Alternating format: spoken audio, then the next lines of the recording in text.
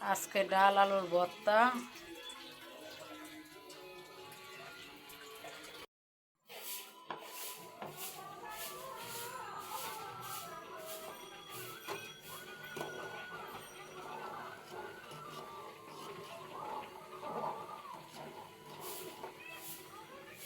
আলুটা সিদ্ধ হয়ে গেছে, এখন নামিয়ে নিই।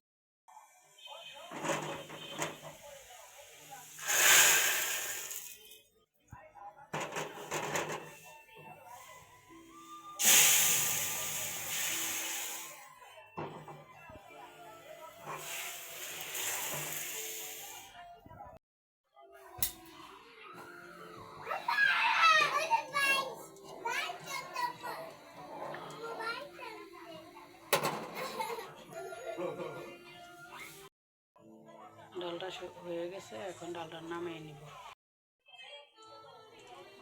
ডাল সিদ্ধ দিছি, ডাল দিয়ে ভর্তা বানাবো। আপনাদেরকে তো আগেই বলছি আজকে ভর্তা ডাল রানবো।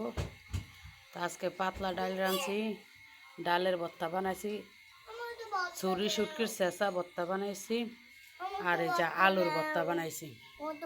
তো আমার ভর্তার রেসিপিটা কেমন হয় সেটা কমেন্টে জানিয়ে দিবেন।